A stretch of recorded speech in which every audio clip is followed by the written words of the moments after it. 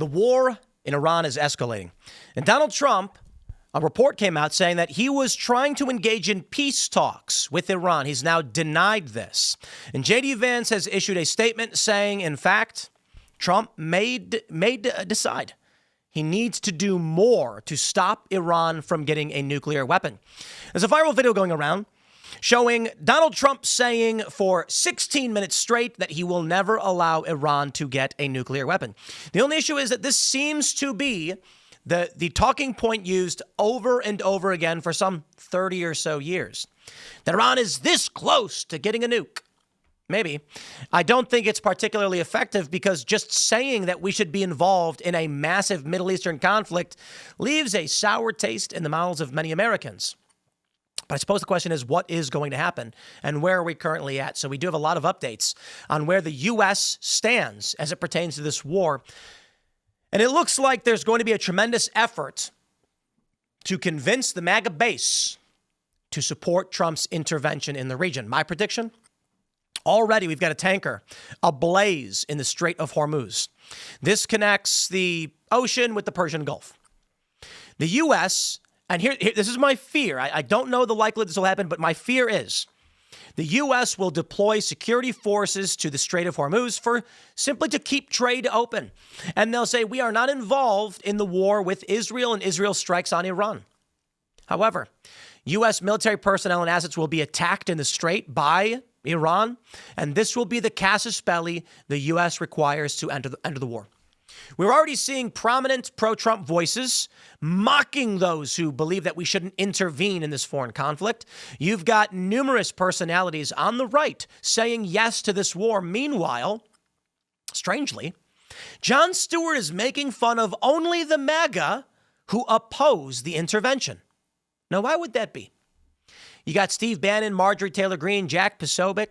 They all said we shouldn't be involved in this war, and Jon Stewart mocks them and lies about what they think. But, John, why don't you actually just mock the Trump supporters who are in favor of the war? I mean, Donald Trump was the no new wars president. Now you got a bunch of pro-Trump people being like, yay, war. Well, that seems contradictory, no? Makes you wonder about what Jon Stewart's actual purpose is and what the intentions of the establishment are. And my friends, the war drums are banging. And I think we're going to be in this war. Polymarket says so. Yesterday, spiking as high as 67%. Now currently sitting, as of the last time I checked, at around 56%, that the U.S. will take action against Iran.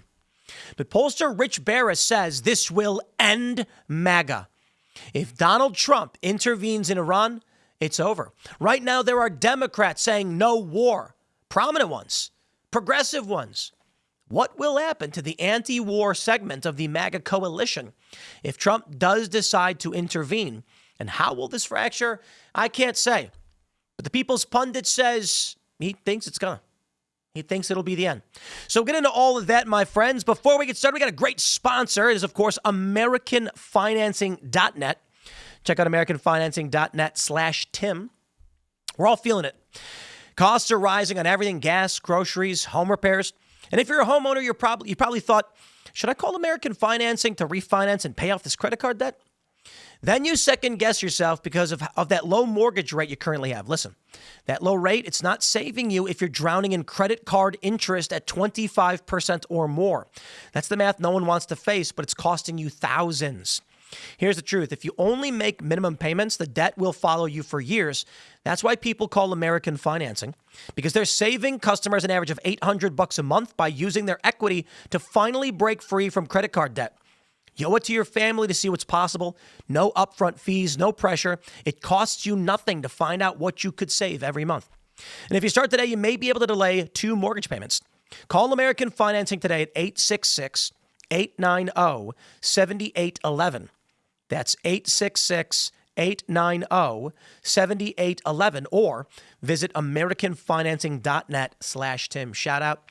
Thank y'all for sponsoring the show. And also, shout out to Steven Crowder and the Mug Club raiding this stream. You guys rock. Steven Crowder's got a great show. It's the best show. It's the biggest. He actually is #1, the biggest live streaming show in the country. So it is with honor And due respect to all of you, I appreciate Crowder shouting us out every day, rating this stream as we're part of the Rumble morning lineup. As we bring you into the afternoon to the noon hour, I'm your host, Tim Pool. You can follow me on X and Instagram at Timcast. Let's read this news and figure out exactly where we're at with this war. And my friends, I'm going to say it again. I think the U.S. will enter the war. I think it's extremely likely. But rumors are that Donald Trump is backtracking on whether or not he will be giving protections to illegal immigrants on farms and in hospitality. You know, he came out and he said, you know, our good hotels and our farms, they need these people. Now he's backtracking. Why? Because he listens. That's why he's a good president.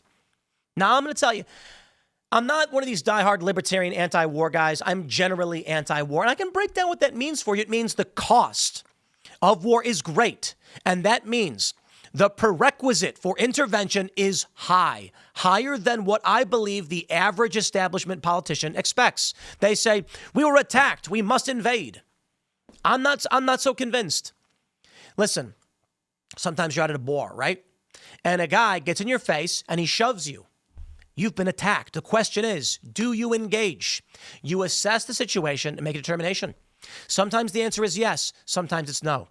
The guy shoves you.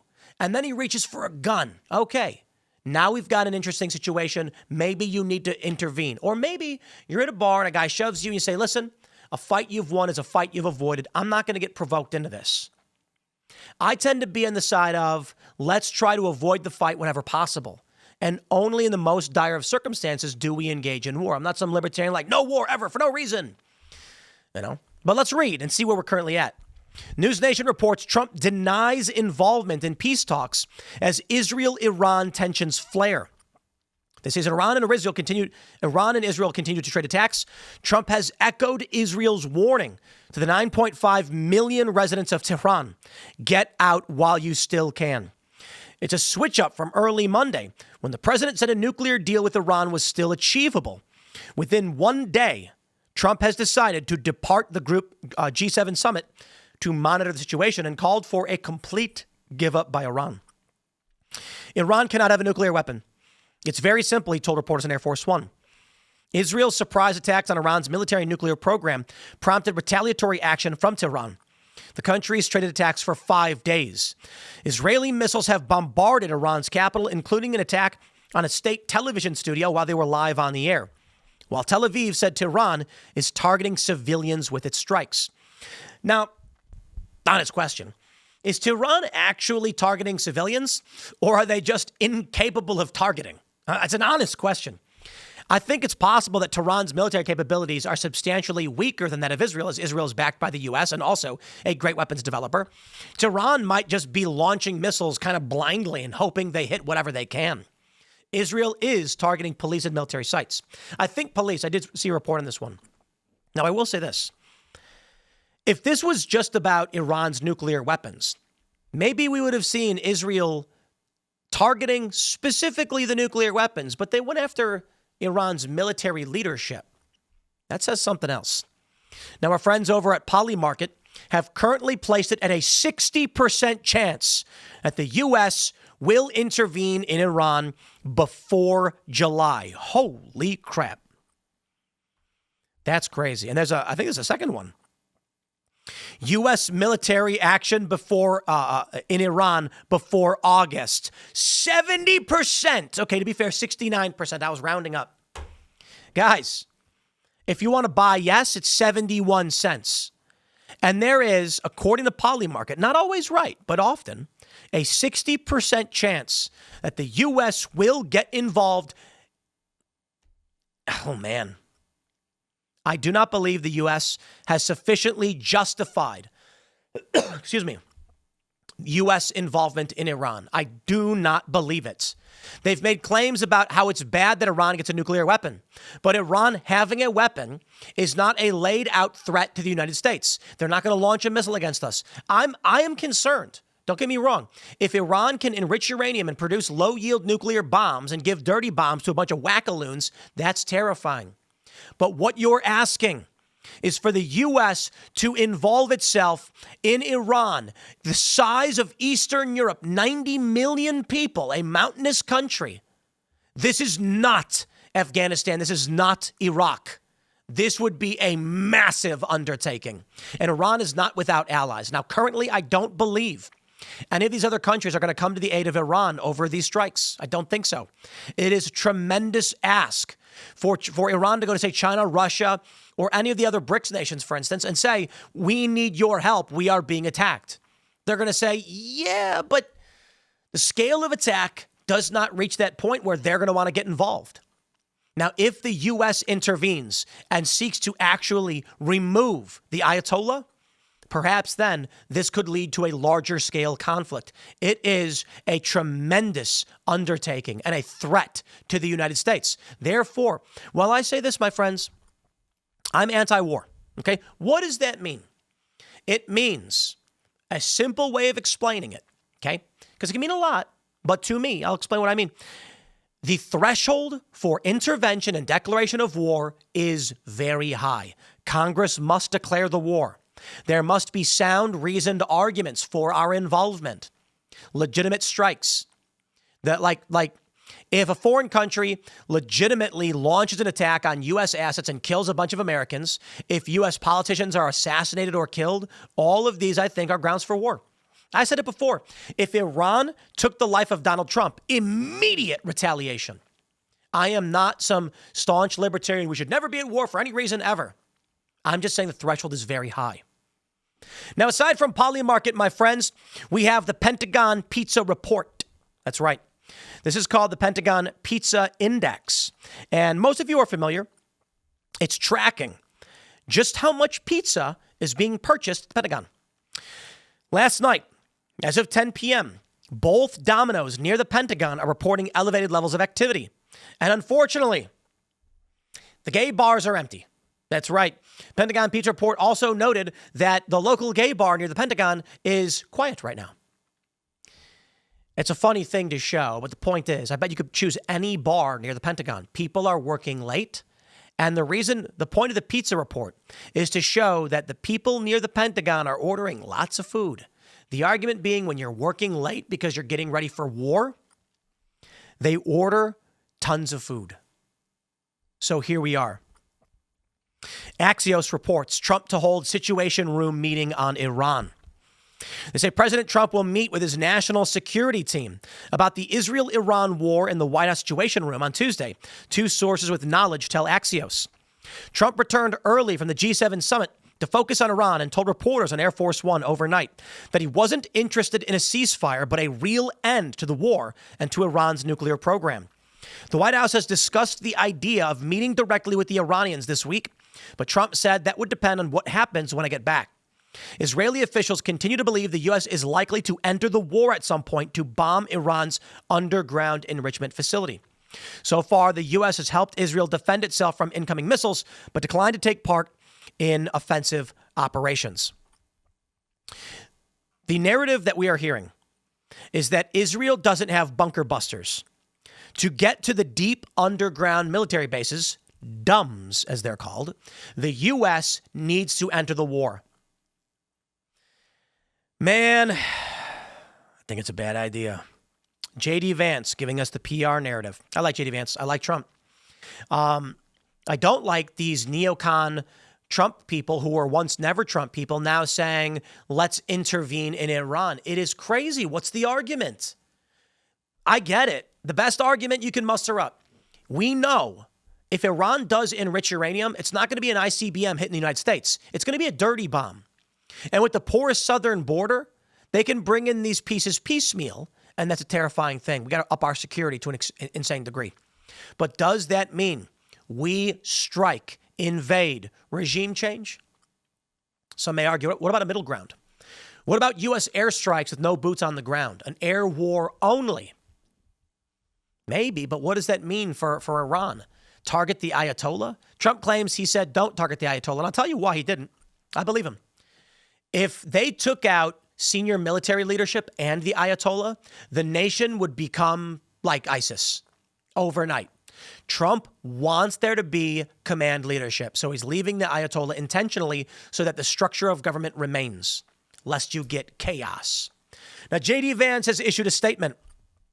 He says, look, I'm seeing this from the inside, and I'm admittedly biased towards our president and my friend, but there's a lot of crazy stuff on social media, so I wanted to address some things directly on the Iran issue. First, POTUS has been amazingly consistent over 10 years that Iran cannot have a nuclear weapon. Over the last few months, he encouraged his foreign policy team to reach a deal with the Iranians to accomplish this goal. The president has made clear that Iran cannot have uranium enrichment, and he said repeatedly that this would happen one of two ways, the easy way or the other way. JD Vance is not wrong. Trump has consistently stated this. I know that there are a lot of people who supported Trump who don't want to be at war with Iran, but this was always a possibility. So shout out to Dave Smith, with all due respect. Now, he said Trump should be impeached, and he said this shows Trump may have never deserved our support in the first place. And I reject that outright. I reject it. Dave, I think you're wrong. Libertarians gave their support to Donald Trump because he did give you something. He pardoned Ross Ulbricht. He pushed back on the woke insanity. He did good things. We knew this was a possibility. Now, you may argue this was always the worst case scenario, but this was your best bet. What were you going to do? Vote for Kamala Harris, who you know would get us involved in this war either way? Not to mention they wouldn't pardon your friends. It's not perfect. But I think Trump did deserve our support. And now circumstances have changed. I will not support, as of right now, let me say this, U.S. intervention in Iran. I am not so blind to the intricacies of foreign policy and the world, and I think it's an absurdity to call anybody who doesn't want war an isolationist. That's stupid. I'm not an isolationist. I think there are times when the U.S. absolutely should declare war. But Congress ain't doing that, are they? If Congress declares war, I'll shrug and say, that's the function of government. This is the system we agreed to. If Donald Trump unilaterally deploys troops or engages in airstrikes, I will not support this. But there's nuance, ladies and gentlemen. You're allowed to say Trump is doing a bad thing while still liking the other things he does and still recognizing he's better than the other options. I fully expect that we get bad presidents on foreign policy. And that's been my life the whole time. This would be one of the biggest disappointments of my life if Trump were to engage in this conflict in this way. I wish I had easy answers for you. I was asked the other day, one of our members on Timcast IRL Uncensored Call-In, what would the threshold be for the U.S. to actually get involved in this war? And I think it's going to have to be Iran directly targeting the U.S., and the reality is, we've talked about it before. If any of our political leaders, politicians are assassinated, if Trump was harmed or assassinated, you have no choice. You have no choice. And that's a scary thing because they could false flag it, who knows. But if you as a nation allow your leader to be killed by an enemy, an adversary, and you do not retaliate, I fear you don't even have a country. Your negotiations will never be taken seriously ever again. There is a line. Man, I don't have easy answers for you. I just can say this in my heart of hearts. This is going to be bad for this country for a very, very long time. It's going to open the door for China to invade Taiwan. We're already split internationally. We're dealing with the war in Ukraine. We can't handle another front. I digress. JD Vance continues. He says, second, I've seen a lot of confusion over the issue of civilian nuclear power and uranium enrichment. These are distinct issues. Iran could have civilian nuclear power without enrichment. But Iran rejected that. Meanwhile, they've enriched uranium far above the level necessary for any civilian purpose. They've been found in violation of their non-proliferation obligations by the International Atomic Energy Agency, which is hardly a right-wing organization. It's one thing to want civilian nuclear energy. It's another thing to demand sophisticated enrichment capacity. And it's still another thing to cling to enrichment while simultaneously violating basic non-proliferation obligations and enriching right to the point of weapons-grade uranium. I've yet to see a single good argument for why Iran needed to enrich uranium well above the threshold for civilian use. I've yet to see a single good argument for why Iran was justified in violating its non-proliferation obligations. I've yet to see a single good pushback against the IAEA's findings. I do not believe, let me say this again, JD, big fan, but the American people are not sufficiently convinced. We do not accept the government just saying bad thing happened and then expecting us to get behind foreign military intervention. It may be, They come out with evidence and testimony, but the U.S. government has exploited the goodwill of the American people for decades, for generations, and we are sick of it. You've expired the benefit of the doubt. Not you personally, JD, or Trump, but that's why I say the threshold has to be high. I don't believe them. I don't want Iran to get uranium. I'm terrified of what that means when they give Houthi rebels enriched uranium for dirty bombs or whatever they might do. It's going to be nuts. And I want to believe you. I do. I want to trust Trump and Vance, but I don't trust the deep state apparatus. So I don't see good reason here for the justification of a massive entanglement. I digress. Once again. Meanwhile, the president has shown remarkable restraint in keeping our military's focus on protecting our troops and protecting our citizens. He may decide he needs to take further action and end Iranian enrichment. That decision ultimately belongs to the president. And of course, people are right to be worried about foreign entanglement after the last 25 years of idiotic foreign policy. But I believe the president has earned some trust on the issue. And having seen this up close and personal, I can assure you that he is only interested in using the American military to accomplish the American people's goals. Whatever he does, that is his focus. Natalie F. Denilition says, I have yet to see a single good argument on why the U.S. should be policing the world. Cassandra says, Cassandra McDonald, are you saying Tulsi and the 18 U.S. intelligence bodies backing the opposite findings less than 8 weeks ago are wrong or lying? And we have this flashback. Trump's director of national intelligence testified that Iran is not, let's pull this one up, not building a nuke in March. It's tough, right? Who do you trust? I trust Tulsi Gabbard. But I don't know. You know, I ask you guys what you think, because this is not an easy issue. Do you trust Trump? For me, I have to wonder. Here's a guy who's been demonized. They've tried to imprison him several times. They actually put him in jail and arrested him. Briefly, I might add. They tried to destroy him in every way imaginable. Is this a guy who is going to recklessly get involved in war, or is there actually a reason we may have to? One thing I can tell you is this. In 2012, around then, we learned of Stuxnet. The U.S. and Israel had created a massively sophisticated cyber weapon that effectively infected every computer everywhere, seeking out Iranian industrial control systems for centrifuges, nuclear centrifuges. It infected them, caused them to spin out of control, and then explode, destroying them. I think it's fair to say it is reasonable to assume Iran is trying to develop enriched uranium, and they're doing it deep underground. I'd like comprehensive proof and evidence. And then there's this very serious question that comes to the American people. Should the U.S. be involved? I fear a future where Iran has nuclear capabilities for weapons. Seriously. Because these are dogmatic extremists. I also fear the U.S.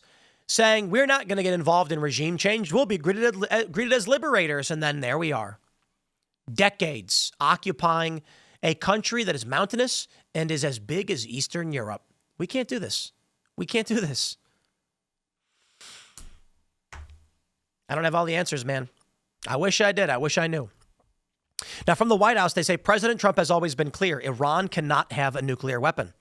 And they basically go out to lay out all of the quotes from Trump, not even all of them, but a lot of them, where Trump has said over the years, from his first term until today, he will not allow Iran to have a nuclear weapon, ever. How far do they go back? 2011. We can't allow Iran to go nuclear. 2011. So he's been consistent on this. Rapid Response 47 says Trump has never wavered in his stance. The real question is it true? Are they actually enriching uranium? Tulsi says no. Man. We're going to get involved. We're going to be there. We're going to be on the ground. It'll be the greatest gift to the Dems, says Paleo Armory. Actually, maybe I was reading the wrong name. But we have this from Daily Mail and a couple other stories, a lot actually. Tehran radiation warning, as Israel says it is on the verge of destroying 10 nuclear sites, and Trump demands nothing less than complete surrender. We're already involved in the war. We entered the war when we decided to defend and arm Israel, and they took preemptive strikes against Iran. That's what the U.S. does. The liberal economic order, the world police. It's what we do. Take a look at this.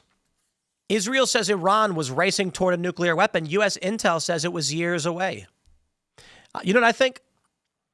Pew data we pulled up last night shows that the 18 to 49-year-old demographic in this country has shifted heavily towards anti-Israel.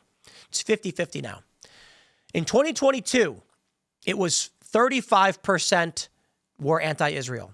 Today, it's 50. Now, you can certainly say that 15-year-olds turned 18 and 47-year-olds turned 50. The point is, overwhelmingly, over 3 years, this massive shift is indicative of an ideological shift. I believe the reason Israel's striking now, despite the nuclear program being years away, and the reason why the U.S. will likely get involved is because, as I said to Netanyahu himself, the next generation, in 20 years, you will have no ally in the United States. Now, of course, that's not what the media and the left and the wackaloon anti-Israel people wanted to report, but that's what I said. I said, when I asked Netanyahu, I said, there's reports that Qatar has been funding anti-Israel sentiment online. Is there any proof of this? They reported it as though I was telling him it was true, which is bull. The argument is that Tucker Carlson is compromised because he interviewed the Qatari premier, and then a PR firm paid a lot of money for that interview to happen. And I don't think Tucker got paid to do that interview. I think a PR firm reached out to Tucker and said, you want to interview the premier? And he said, hell yeah. And the lobbying firm or the PR firm gets paid a lot of money to do it. It has nothing to do with Tucker. And the idea that he's being paid by foreign countries to hold this opinion, I think, are absolutely ridiculous. Tucker Carlson's been rich forever. He doesn't need the money. And how dare they try and impugn my honor or insinuate in any way that I was attacking Tucker Carlson when I'm anti-intervention? Ridiculous. That being said, what I told Netanyahu in that meeting, the younger generation does not support Israel. Sentiment is clear. In 10 or 20 years, you will not have an ally in the United States. This won't be relevant. These conversations won't matter. And I believe that's the case. And I think the reason they're acting now so hastily is specifically because they know it may be their last opportunity. Right now, the U.S. does still largely support Israel, but it's split only because of the older demographic. In 20 years, when the 60, 70-year-olds are all dying or dead, so in this country, it is going to be 70, 80% anti-Israel. And that's a trend they can't change. So they're going now. CNN says U.S. intelligence assessments had reached a different conclusion. Not only was Iran not actively pursuing a nuclear weapon, it was also up to 3 years away from being able to produce and deliver one to a target of its choosing, according to 4 people familiar with the assessment, perhaps. That's what Tulsi Gabbard said. My friends, we are facing something truly insane in our lifetimes, but so it goes, right? So it goes. Excuse me. I do believe this could be the split of the MAGA movement. Now, we're going to be joined by Batya Ungar-Sargon in a few minutes. That interview will be available at 4 p.m. for those watching the recorded version of this show. You can get it at rumble.com/TimPool or youtube.com/Timcast. Check it out. We're going to talk about how this affects MAGA. But for now, smash the like button, share the show with everyone you know. You can follow me on X and Instagram at Timcast. Thanks for hanging out, and we'll see you all in the next segment.